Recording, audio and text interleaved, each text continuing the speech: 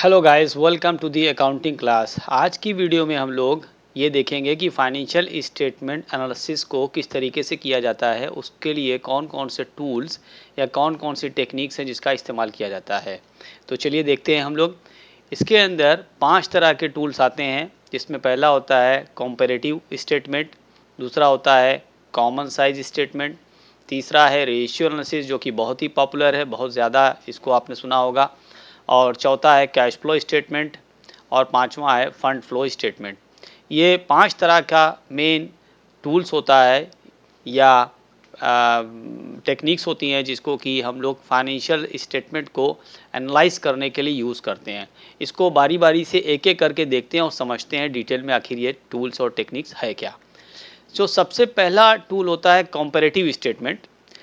जैसा कि इसका नाम है कंपैरेटिव, इसका मतलब इसके अंदर हमें दो फिगर्स को कंपेयर करना पड़ता है, और वो जो कंपैरिजन होता है वो बैलेंस शीट के आइटम्स का भी हो सकता है और प्रॉफिट एंड लॉस अकाउंट या इनकम स्टेटमेंट भी जिसे कहते हैं उन आइटम्स का हो सकता है। तो किसी 2 साल के फिगर्स को आपस में कंपेयर किया जाता है और ये देखा जाता है कि उसमें कमी हुई है या बढ़ोतरी हुई है, यानी कम हुआ है कोई फिगर पिछले साल के मुकाबले या पिछले साल के मुकाबले वो ज़्यादा हो गया है, और ये जो कम हुआ है या ज़्यादा हुआ है ये कितना परसेंट कम या ज़्यादा हुआ है। तो कंपैरेटिव स्टडी का मतलब ये होता है कि इंडिविजुअल आइटम्स को हम कंपेयर करते हैं, जो कि 2 साल से कंपेयर यूजुअली किया जा सकता है, लेकिन 2 साल से ज़्यादा का भी कंपेरिजन हो सकता है। इसके अंदर हम लोग 2 साल के अमाउंट को साइड बाय साइड लिखते हैं, यानी बगल बगल में लिखते हैं, और उसके बाद उन दोनों में से हम उसका अंतर यानी कि डिफरेंस निकालते हैं, चेंज निकालते हैं, जिसको हम लोग एब्सोल्यूट फिगर्स कहेंगे, और फिर उस चेंज को परसेंटेज में कन्वर्ट करते हैं। इस तरह की जो टेक्निक होती है या जो टूल होता है इसे हॉरिजॉन्टल एनालिसिस कहते हैं, क्योंकि हॉरिजॉन्टल का मतलब होता है कि कोई सीधी लाइन इस तरीके से आगे की तरफ बढ़ना, और ये जो एनालिसिस होता है वो इसी डायरेक्शन में होता है, इसीलिए इसे हॉरिजॉन्टल एनालिसिस कहते हैं। ये जो टेक्निक होती है इसको इंट्रा फर्म कंपैरिजन या इंटर फर्म कंपैरिजन दोनों के लिए इस्तेमाल की जा सकती है। अब इस टेक्निक को थोड़ा सा मैं करके आपके सामने यहाँ दिखाता हूँ कैसे होता है। देखिए, मान लीजिए हमने 2 साल का फिगर लिया, 2024 और 2025, ये 2 साल का हमारे सामने फिगर है।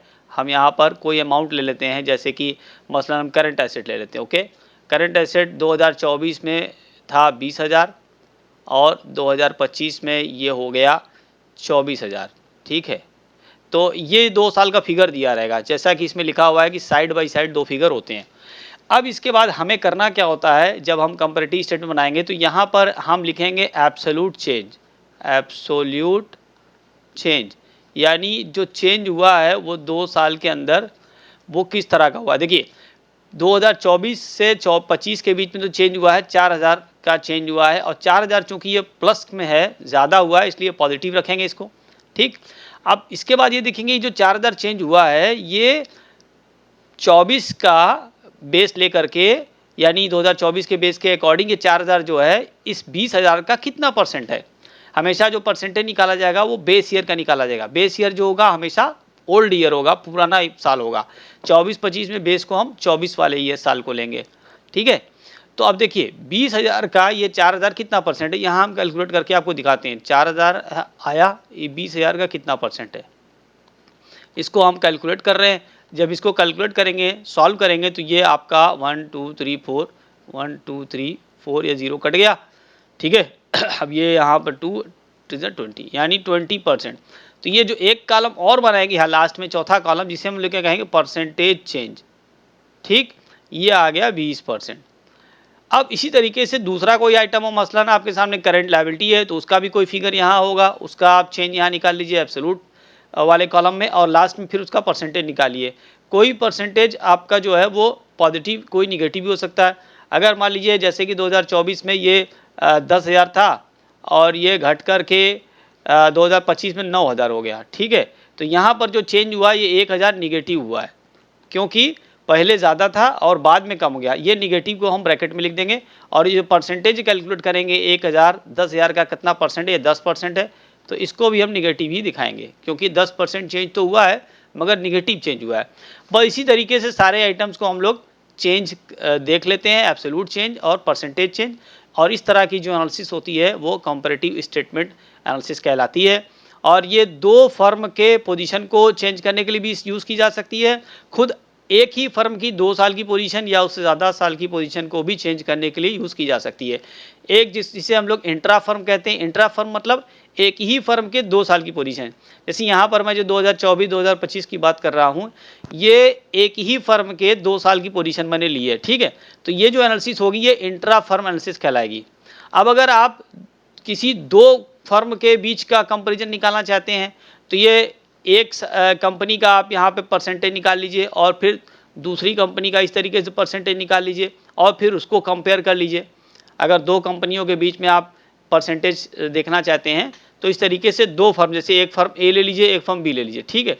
तो अब ए का क्या है करंट एसेट्स और बी का क्या है करंट एसेट्स, इसको भी आप कंपेयर कर सकते हो। तो वो हो जाएगा आपका इंटर फर्म कंपेरिजन। 2 फर्म के बीच का कंपेरिजन इंटर फर्म कहलाता है। एक वीडियो और हमने सेपरेटली इंट्रा फर्म और इंटर फर्म कंपेरिजन को कैसे किया जाता है ये साफ तौर से बनाई है, उसको भी आप लोग देख सकते हैं। तो चलिए अब दूसरी टेक्निक की तरफ। दूसरी टेक्निक जिसे कहते हैं कॉमन साइज स्टेटमेंट।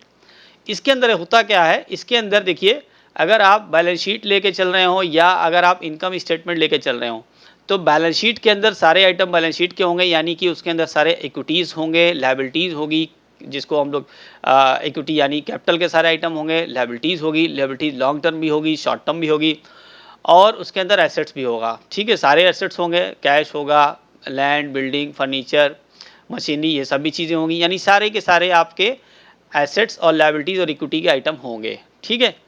अब जब हम कॉमन साइज स्टेटमेंट बनाएंगे तो उसमें क्या करेंगे कि एक आइटम को हम बेस ले लेंगे, एक टोटल को हम लोग बेस ले लेंगे और उस बेस से हम लोग बाकी सारे आइटम्स को परसेंटेज में कन्वर्ट करेंगे। अब यहाँ पर आपके सामने मैं बनाने की कोशिश कर रहा हूँ, आपको दिखा रहा हूँ कैसे होता है। जैसे कि जैसे यहाँ देखिए कैश, ओके, हमने कैश ले लिया। इसके बाद यहाँ पे मैं ले लेता हूँ लैंड और यहाँ मैंने ले ली मशीनरी, ओके ओके। अब यहाँ पर मैं एक अमाउंट ले लेता हूँ 10,000 और ये हो गया लैंड सपोज 1 लाख, हाँ, और मशीन मैंने ले लिया 90,000, ठीक। टोटल एसेट्स जो आपका आ गया, टोटल एसेट्स वो आ गया आपका 2 लाख, ठीक। ये समझ लीजिए आपके सामने इंफॉर्मेशन है। अब कॉमन साइज स्टेटमेंट बनाने के लिए करना क्या है, आपको करना ये है कि जितने भी आइटम हैं हर आइटम का अलग अलग इस टोटल आइटम से परसेंटेज में निकालना है, कन्वर्ट करना है। तो देखिए यहाँ पर आप परसेंटेज निकालेंगे, एक कॉलम और बना लेंगे, हर आइटम को इस टोटल आइटम का परसेंटेज में कन्वर्ट करेंगे। देखिए पहला आइटम है क्या है, जो कि 10,000 है। अब ये 10,000 टोटल 2 लाख का कितना परसेंट है, इसको आप निकालेंगे और ये आ जाएगा 5%। इसके बाद 1 लाख है, ये भी आप देखेंगे 2 लाख का कितना परसेंट है, ये हो रहा है 50%, ठीक। फिर तीसरा आइटम जो है ये 90,000 है, ये 2 लाख का कितना परसेंट है, अगर इसको आप कन्वर्ट करेंगे तो ये आ जाएगा 45%, ठीक। और जो बेस है, जो खुद आइटम, ये हमेशा 100% ही होगा। इसीलिए देखिए यहाँ पे लिखा हुआ पॉइंट में, the percentage of common base will always be 100, क्योंकि इसी का तो आप कन्वर्ट करके निकाल रहे हैं, बाकी को देख रहे हैं, तो जो बेस होगा वो हमेशा 100% ही होगा। तो ये तो हो गया आपका एसेट साइड का, आपने ले लिया बैलेंस शीट के अंदर, ओके, बैलेंस शीट के अंदर। इसीलिए कहा जा रहा है कि तो कॉमन बेस इस टोटल एसेट्स या total of equity and liability. देखिए टोटल ऑफ इक्विटी और लायबिलिटी वही होगा जो टोटल एसेट्स होगा, ठीक है। तो आप एसेट्स के का जब आप निकाल रहे हैं आइटम, उसको कन्वर्ट कर रहे हैं, तो हर आइटम को टोटल एसेट्स से आप परसेंटेज में देखेंगे। अगर आप लायबिलिटी वाले आइटम को देख रहे हैं तो उसके लिए आप total of equity and liabilities को करके देखेंगे, परसेंटेज उसका लेके देखेंगे। तो total of equity and liability भी तो टोटल एसेट्स ही होता है, इक्वल उसके उसी के बराबर होता है। अगर आप प्रॉफिट एंड लॉस स्टेटमेंट और प्रॉफिट एंड लॉस की बात कर रहे हैं, तो उसके अंदर जो बेस लेंगे वो क्या लेंगे, वो होगा रेवेन्यू फ्रॉम ऑपरेशन। इसी तरीके से आप सारे आइटम लिखेंगे, यानी सारे एक्सपेंस लिखेंगे, सारे रेवेन्यू का आइटम लिखेंगे, जैसे कि इलेक्ट्रिसिटी बिल, ट्रांसपोर्टेशन बिल, उसके अलावा आपका रेंट एक्सपेंस, ये तमाम एक्सपेंस आप लिखेंगे। और जो भी रेवेन्यू आपको आया है, अगर और भी तरह से रेवेन्यू है वो भी रेवेन्यू लिखेंगे। हर एक आइटम को आप इस रेवेन्यू फ्रॉम ऑपरेशन से कन्वर्ट करते हैं, यानी हर एक आइटम जो होगा वो रेवेन्यू फ्रॉम ऑपरेशन का परसेंटेज होगा। तो revenue from operation he base होगा।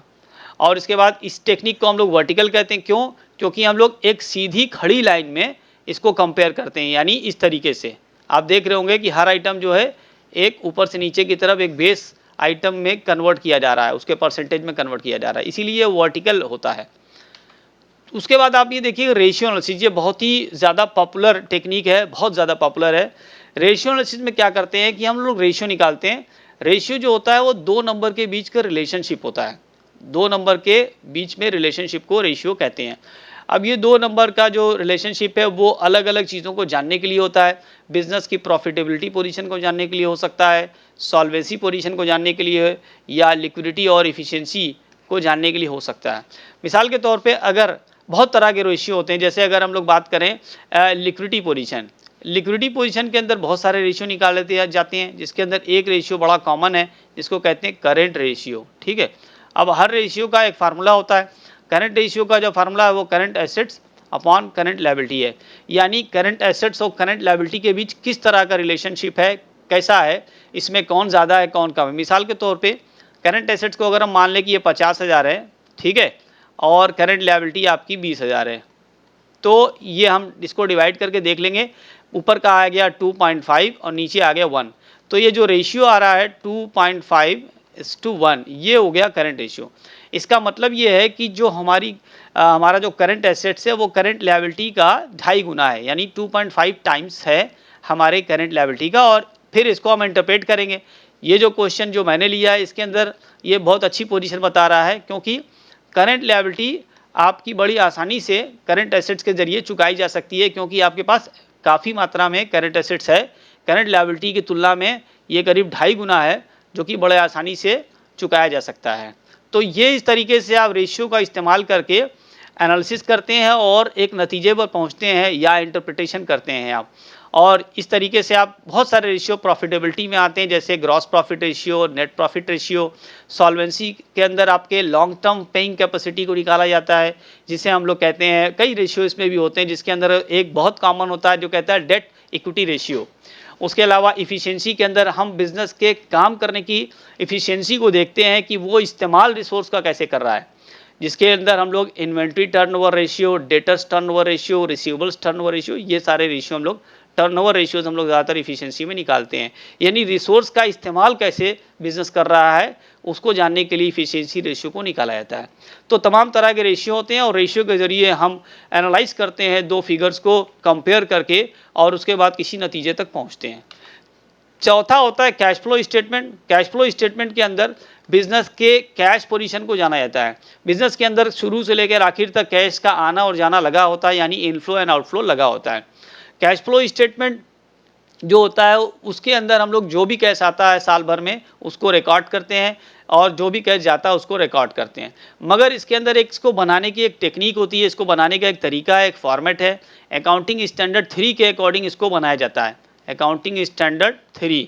और इस स्टैंडर्ड के अकॉर्डिंग एक फॉर्मेट दिया हुआ है, उस फॉर्मेट का यूज़ करके बनाया जाता है। मेरी डिटेल्ड वीडियो है कैश फ्लो स्टेटमेंट पर, आप उसको देख लीजिएगा तो आपको समझ में आ जाएगा ये बनाया कैसे जाता है। लेकिन यहाँ पर मैं ब्रीफ में बता दूं, इसको बनाने के लिए आपको जो भी कैश आ रहा है या जो भी कैश जा रहा है उसको पहले 3 एक्टिविटी में बांटना पड़ता है। एक का नाम होता है ऑपरेटिंग, फिर दूसरा है इन्वेस्टिंग और तीसरा है फाइनेंसिंग। हर एक्टिविटी के इनफ्लो एंड आउटफ्लो को लिखा जाता है। अच्छा, इसको बनाने का जो बेस होता है ये कैश बेसिस है। अकाउंटिंग दो तरह से बनाई जाती है, एक कहलाती है एक्रूअल बेसिस और एक कहलाती कैश बेसिस। ठीक है, जितने भी हम लोग बैलेंस शीट बनाते हैं या इनकम स्टेटमेंट बनाते हैं जिसे हम लोग प्रॉफिट एंड लॉस अकाउंट कहते हैं, वो सारा का सारा एक्रूअल बेसिस से बनता है। मगर जो कैश फ्लो स्टेटमेंट है ये कैश बेसिस से बनता है, इसके अंदर एक्रूअल को हम लोग फॉलो नहीं करते हैं। अकाउंटिंग की शुरू की क्लासेस में आपने बहुत बिगिनिंग में जब आप पढ़ रहे होंगे अकाउंटिंग, तो वहाँ पर आपने पढ़ा होगा basis of accounting, cash basis and accrual basis. इस पर भी मैंने वीडियो बना रखा है, अगर कोई डाउट हो तो आप इसको देख सकते हैं कि कैश बेसिस और एक्रूअल बेसिस क्या होता है। अब इसके बाद जो कैश फ्लो बनाया जाता है, इसको बनाने का मेथड दो होता है, एक होता है डायरेक्ट मेथड और एक होता है इनडायरेक्ट मेथड। ज़्यादातर जो मेथड पॉपुलर है वो इनडायरेक्ट मेथड है। इनडायरेक्ट मेथड में हम लोग शुरुआत करते हैं नेट इनकम से या नेट प्रॉफिट से और उसके बाद उसमें कुछ एडजस्टमेंट करते हैं ताकि कैश फ्रॉम ऑपरेटिंग एक्टिविटी मिल जाए। तो ये जो डायरेक्ट और इनडायरेक्ट मेथड है ये बेसिकली हम देखते हैं कि ऑपरेटिंग एक्टिविटी में ही इन दोनों मेथड में फ़र्क है। इन्वेस्टिंग और फाइनेंसिंग में ऐसा कोई बहुत फ़र्क दिखाई नहीं देता है। तो ये आपका इनडायरेक्ट मेथड है और सबसे ज़्यादा पॉपुलर, सबसे ज़्यादा यूज़ करे जाने वाला इनडायरेक्ट मेथड है। एग्जाम में क्वेश्चन भी जिस तरीके से आता है उसमें इनडायरेक्ट मेथड ही पूछा जाता है। और एक और है जिसको हम लोग कहते हैं फंड फ्लो स्टेटमेंट। देखिए कैश फ्लो स्टेटमेंट और फंड फ्लो स्टेटमेंट में क्या डिफरेंस है, इसका डिफरेंस एक वीडियो मैंने बनाया, डिटेल में आप उसको देख सकते हैं, मगर यहाँ पर मैं समझाने के लिए बता दूं कि देखिए कैश फ्लो स्टेटमेंट के अंदर हम सिर्फ और सिर्फ कैश का इनफ्लो एंड आउटफ्लो लिखते हैं, ठीक है ना।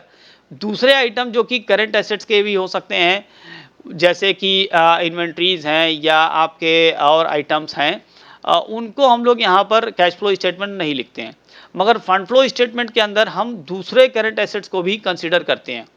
सो फंड फ्लो स्टेटमेंट जो होता है वो एसेट्स में होने वाले चेंज, लायबिलिटीज़ में होने वाले चेंज और कैपिटल में होने वाले चेंजेस को बताता है। तो ये तमाम जो एसेट्स और लायबिलिटीज़ में चेंजेस हो रहे हैं या कैपिटल में हो रहे हैं, वो क्यों हो रहे हैं, किस तरीके से फंड आ रहा है और किस तरीके से फंड जा रहा है, इन सब की डिटेल एनालिसिस आपको फंड फ्लो स्टेटमेंट से मिल जाती है।